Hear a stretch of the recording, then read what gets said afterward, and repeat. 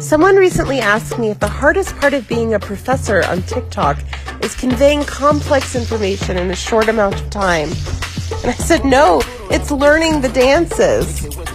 They thought I was joking. So believe it or not, that is the only dance video that I have ever made for TikTok. But as a professor, I do get asked a lot, how and why do I make content for TikTok? And of course, part of the answer is it's kind of fun, but also it is a remarkably good educational tool. I get hundreds of comments from people on videos that I make about things like tech ethics and internet policy, saying that they learned something, that they know something now that they didn't know before they stumbled onto one of my videos in between, people dancing.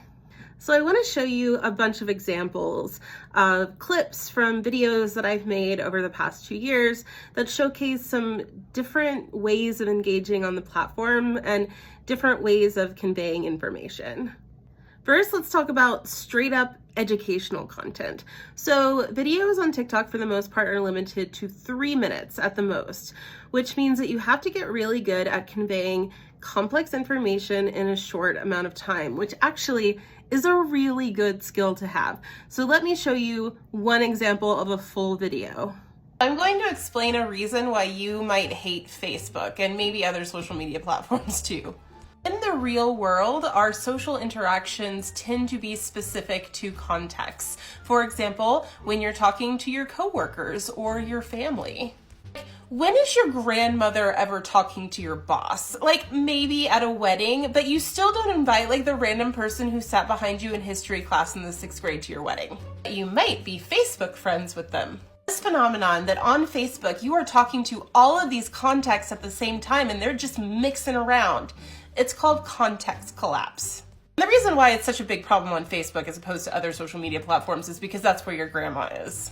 And context collapse causes problems for people trying to manage their own privacy. Of course, if you're doing educational content, another really important thing is that people are scrolling through TikTok quickly. You have to catch someone's attention enough to make them actually watch the video, or what's the point? So here are some examples of hooks on educational content, and also have a look at things that I'm doing with effects. So for example, a green screen in the background showing a paper. There's this effect where you hold up your hand and it shows an image. You can use this for things like citing sources. So did you know that this is one of the reasons that we're seeing the decline of Facebook? This is LaTanya Sweeney, and a couple of decades ago, she showed that you're not as anonymous as you think you are. In fact, she sent the governor of Massachusetts a copy of his own medical records. Can AI-generated art be protected by copyright? And also, what does that have to do with this very smart monkey? So we have yet another example of external researchers finding inaccuracies in a healthcare algorithm. But let me tell you what this has to do with racial bias. Do you spend a lot of time thinking about what your profile photo, especially on, say, a dating site, says about you to other people? Well, in that presentation of self, you are engaging in what sociologist Irving Goffman calls impression management. So my collaborators and I read over 700 academic papers about Reddit in order to see what scientists are studying on Reddit and what they're using Reddit data to do. And then we wrote a paper about it. I gotta tell you, I'm a little surprised by what we found. Also, some of the educational content that I've been making on TikTok is part of what I call my TikTok-based tech ethics class. I've been taking the concepts that I teach in my class and, 2-hour lectures and condense them down to 60 seconds. It's an interesting exercise. It's given me a lot of practice on thinking how to explain these things.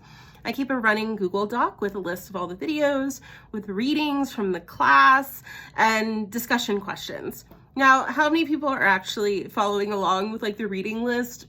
Probably not very many, but I do think it's an interesting experiment, and I would be curious to know if people are learning particular kinds of things because of this class on TikTok.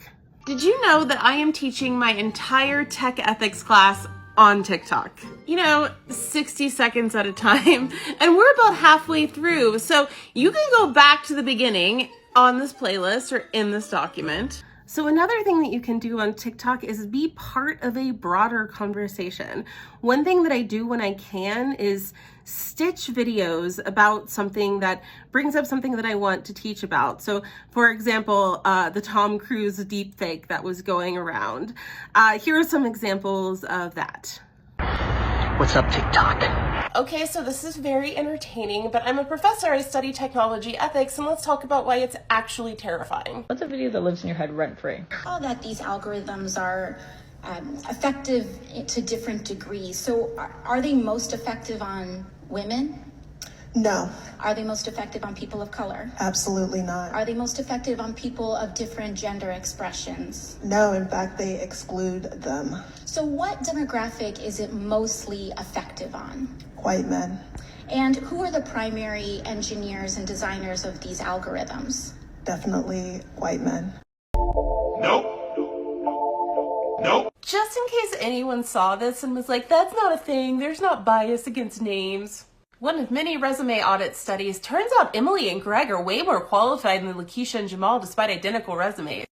Also, when I can, I reply to questions that people ask me. Sometimes people leave comments that bring up really good things to make other videos about. As an expert on fan fiction and copyright, do I have thoughts on the monetization of Tumblr? Why, yes, I do. Okay, yeah, this is a really good example. Let's talk about why Amazon's hiring algorithm didn't want to give jobs to women.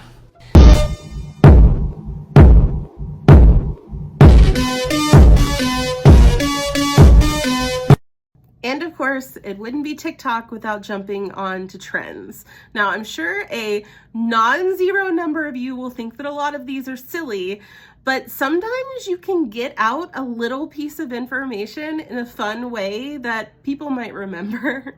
Who's been messing up everything? It's been Agatha all along.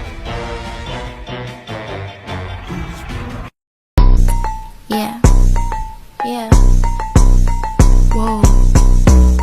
I'm so pretty and you like that. Girl in a straw hat with her arms out in a cornfield. That is a scarecrow. Ready? Okay. Hi, I'll be your guide. I'll be your GUIDE to the other side. But also, I think something that engages people on TikTok is like having a personality and being a real person. This is true for all of social media, actually. I started off on TikTok actually not making educational content, and because this is an FAQ, let me show you a short video that I made sort of explaining my TikTok origin story. So that was the second or third video that I ever made for TikTok, and let me tell you a story about the magic of the TikTok recommendation system. So I was making videos on the tube with PhD application advice, and I was trying to figure out how to get this to a broader audience, in part because my analytics were telling me that my audience was mostly men. Someone told me I should try TikTok, and I was like, that's stupid. YouTube is a search engine. People are finding my videos because they're typing PhD statement of purpose into the search bar. How on earth are the right people going to find me on TikTok? I decided I made a couple of videos, you know, me pointing at things, and then that video with a very trending sound at the time. I woke up the next morning and that video had 50,000 views, but also the comments were full of people saying, I'm applying to PhD programs right now, and this advice is so helpful.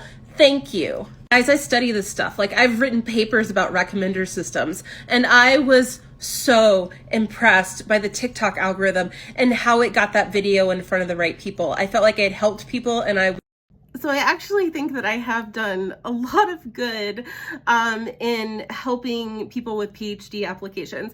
I've also made a bunch of like academic humor kind of content on TikTok. And there's a lot of other academics who make content like this, you know, using trends and that sort of thing. Here are a few of my favorites of those. Talking about Tracy? No. You mean like Tracy with the ass? Tracy with the Honda? Shit. Well, oops, baby.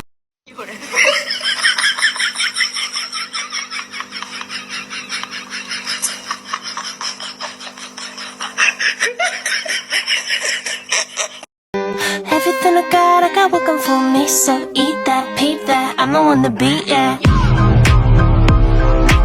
I'm the one to beat, yeah. But in the end, I feel like I have had a really significant impact. I've had people tell me that they read books that I recommended. Actually, wait, let me show you my favorite TikTok ever before I continue. I come from scientists and atheists and white men who kill God. They make technology high quality, complex, physiological experiments and sacrilege in the name of public good. They taught me everything, just like a daddy should. And you were beautiful and vulnerable and power and success. Goddamn, I fell for you, your flamethrowers, your tunnels and your tech. I studied code because I wanted to do something great like you, and the real tragedy is half of it was true. I've also had students tell me that they took my class because they saw my TikToks. I've had people thank me for teaching them things. And in fact, this video illustrates kind of like why I do this.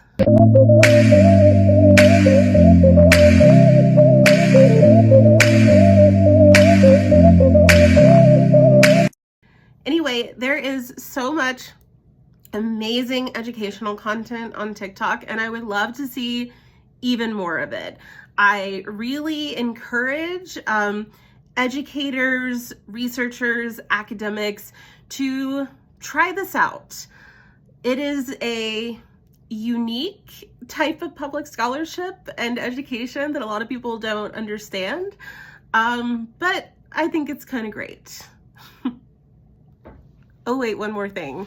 I am told that multiple people mentioned my TikTok in my external letters for my tenure case. So here's a nice note to end on.